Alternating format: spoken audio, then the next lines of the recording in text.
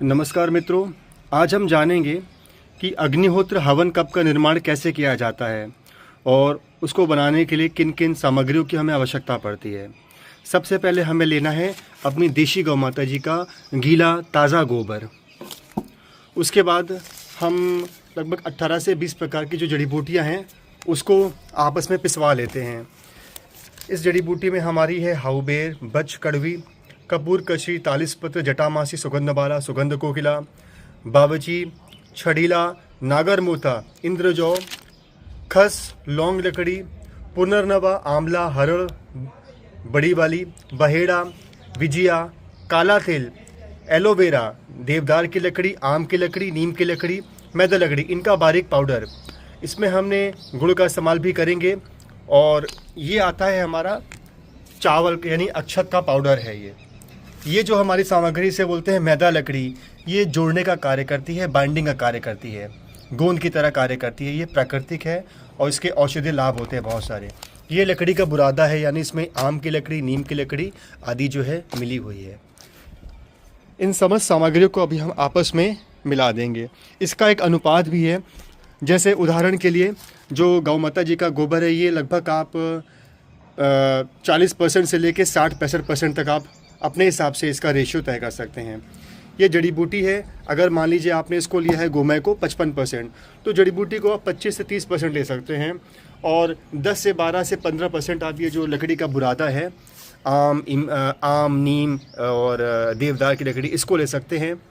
जो हमारा ये बाइंडिंग का कार्य करता है मैदा लकड़ी, ध्यान रखिएगा कि इसका जो प्रतिशत है वो 5% से लेकर 7 से 8% ही रखिएगा। आप इसे कम करेंगे तो आपका हवन कप वो बंधेगा नहीं, वो टूट जाएगा। और यदि आप इसको ज़्यादा कर देंगे तो वो बहुत ज़्यादा टाइट हो जाएगा, किंतु जलने में समस्या आएगी। और ये हमारा अक्षत पाउडर है, इसको आप 2 से 5% के आसपास आप इसको रखिए। अक्षत पाउडर का सबसे खास लाभ ये है कि अग्निहोत्र में हम लोग अक्षत का इस्तेमाल करते हैं। इसके कुछ ऐसे केमिकल रिएक्शन होते हैं आग में जाकर, अग्नि में जाकर, जो ये तमाम सारे बैक्टीरिया और इन्फेक्शंस को जो हवा में मौजूद होते हैं उसे मार देते हैं, निष्क्रिय कर देते हैं। आप चाहे तो जड़ी बूटी को पिसवाने के साथ साथ जो ड्राई फ्रूट्स होते हैं, सूखे मेवे, मखाना, काजू, बादाम, पिस्ता, जो भी आपके बजट के हिसाब से, आपकी आवश्यकता के हिसाब से आपको उचित लगे, आप उसको भी इसमें जड़ी बूटी के साथ पिसाकर उसका भी आप प्रयोग कर सकते हैं। जिस प्रकार से हम हवन में डालते हैं सूखे मेवे, उसी प्रकार से बिल्कुल। अब जो सबसे मुख्य चीज़ है अग्निहोत्र का बनाने में या अग्निहोत्र धूपबत्ती बनाने में, उसको दिखाते हैं आपको। सबसे मुख्य जो घटक है, इंग्रेडिएंट है, वो है आपका देशी घी। हमें देशी घी इस्तेमाल करना है बिलौना वाला, यानी जो देशी गौ माता के दूध को से जो दही जमाते हैं और दही जमाने के बाद दही को मथते हैं। मथने के बाद जो उसमें से मट्ठा अलग हो जाता है और जो मक्खन अलग होता है, उस मक्खन को जब पिघलाते हैं कढ़ाई पर, फिर जो घी छोड़ता है उसे बोलते हैं पक्का, यानी बिलौना देशी घी। हम अपनी धूपबत्ती में इसका, अग्निहोत्र कप में इसका इस्तेमाल करेंगे, क्योंकि शास्त्र भी कहते हैं और आज का विज्ञान भी कहता है कि जब देशी गौ माता के गोबर में बिलौना देशी घी का प्रयोग होता है तो वो ऑक्सीजन छोड़ता है, यानी प्राणवायु छोड़ता है। और वायुमंडल में, हवा में मौजूद जो भी जीवाणु होते हैं जो हमें नुकसान पहुंचाते हैं, उसको ये निष्क्रिय कर देता है, मार देता है। तो एक बड़े से टब में या जो भी आपके पास मौजूद हो, उसमें आप जड़ी बूटी को एक साथ डाल दीजिए।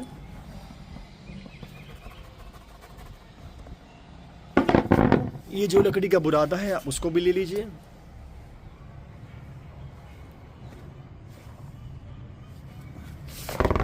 फिर ये जो मैदा लकड़ी है इसको भी आप ले लीजिए। और ये जो चावल का पाउडर है इसको भी आप इसमें डाल दीजिए। ठीक, अब हाथों से भली प्रकार से इसको आप मिक्स करिए अच्छे से, ताकि सारी जो सामग्री है वो आपस में अच्छी प्रकार से घुल मिल जाए। जो आपका कुल वज़न है उसका लगभग 20 से 25% यानी 20 से 25% आपको घी का इस्तेमाल करना है। अब इस घी को हम इसमें डाल देंगे। ये एक गौशाला है, गौ सेवा करके, आपको वेबसाइट पे इसका एड्रेस मिल जाएगा, वहाँ से आप इसे ऑर्डर कर सकते हैं। हमने बहुत सारे घी इस्तेमाल किए हैं लेकिन हमें ये उचित लगा है, ठीक लगा है। ये लगभग 2300 रुपये लीटर के हिसाब से, यानी 2800 रुपये किलो के हिसाब से पड़ता है। पर ये बहुत अच्छी गुणवत्ता का है, क्योंकि आपकी जो भी सामग्री है अगर वो उच्च गुणवत्ता की नहीं होगी तो जो आपका इतना सारा परिश्रम है वो व्यर्थ जाएगा। ये देखिए, ये घी है। अब आप इसको जो है इस जड़ी बूटी में आप इस प्रकार से डाल देंगे।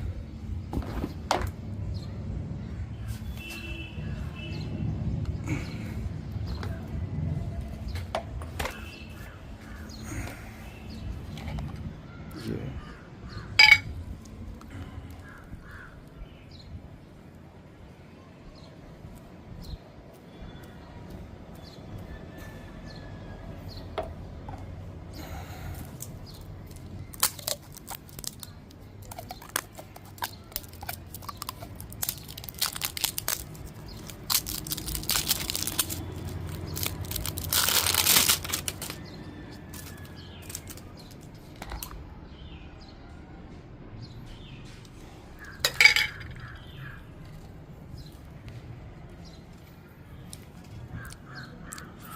फिर से ध्यान दीजिएगा कि आपकी जड़ी बूटी, आपका जो घी है वो जितनी उच्च गुणवत्ता का होगा उतना ही आपको ये और इसके औषधि लाभ मिलेंगे। और गोबर जो है वो केवल और केवल देशी गौ माता जी के, देशी गौवंश का होना चाहिए। देशी गौ माता जी, देशी नंदी जी महाराज का, दोनों का हो सकता है। अब हमें क्या करना है, ये जो घी और जड़ी बूटी का पाउडर है सारा मिक्स, इसको अच्छे से मिलाना है ताकि घी और सारी सामग्री आपस में अच्छे से मिल जाए।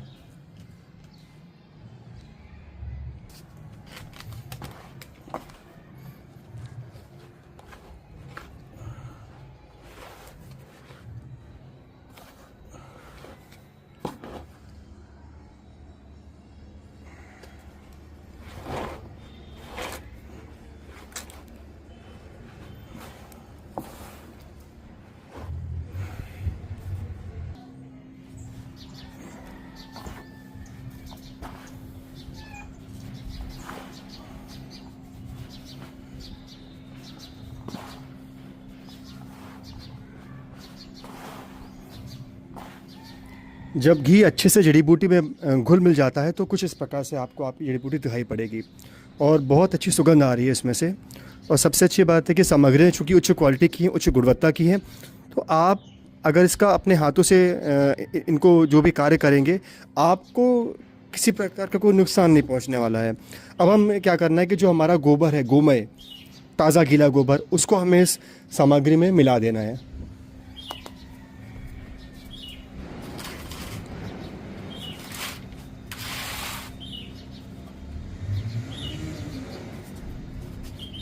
ये हमारा ताज़ा गीला गोबर है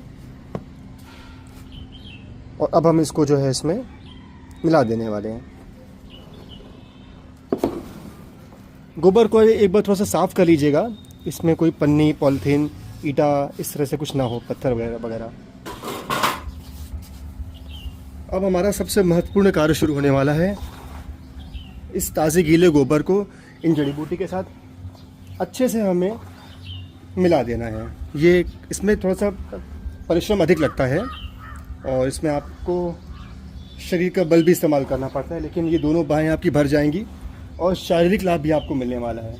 और चूँकि हम गोबर के संपर्क में काफ़ी देर तक रहेंगे तो हमारे अंदर की जो नेगेटिव ऊर्जाएं हैं वो सब ये गोबर सोख लेगा और हमें स्वास्थ्य लाभ भी मिलने वाला है। बहुत ही अच्छी सुगंध उठ रही है इस सामग्री में से। अच्छे प्रकार से आपको इसे मिला देना है इस मिश्रण को आपस में। ध्यान रहे कि गोबर यानी गोमय केवल अपने देशी गौवंश का होना चाहिए। भैंस का, जर्सी का बिल्कुल भी नहीं चलने वाला, क्योंकि उसमें वो औषधि लाभ होंगे ही नहीं। क्योंकि केवल हमारे देशी गौवंश, देशी गौ माता जी, देशी नंदी जी में ही वो शक्ति है। सूर्य केतु नाड़ी के कारण जो गौ माता जी और नंदी जी महाराज के पीठ पे जो उठा भाग होता है, शिवलिंग की तरह ऊंचा सा भाग, उसे बोलते हैं सूर्य केतु नाड़ी। केवल उस सूर्य केतु नाड़ी के कारण ही उनके गोबर में, दूध में और उसके कारण दही, घी, गौमूत्र में वो स्वर्ण तत्व आते हैं, वो औषधि लाभ आ पाते हैं।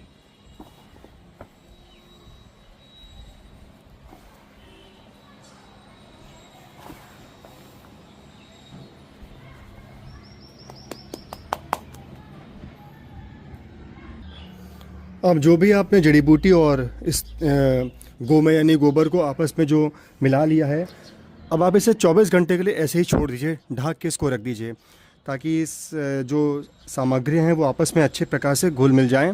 और कुछ ऐसी रासायनिक प्रक्रिया होती है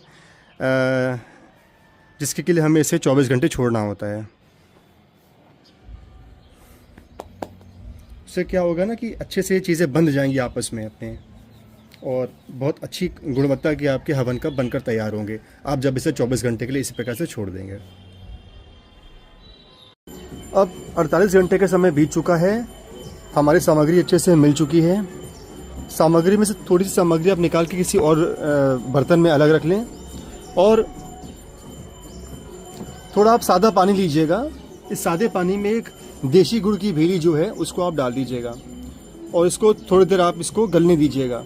उसके बाद इस पानी का थोड़ा थोड़ा प्रयोग करके आप इसमें आटे की तरह गूँथेंगे, और उसके बाद हम सांचे के माध्यम से अपने हवन कप को आकार देंगे। देखते हैं कैसे, आइए।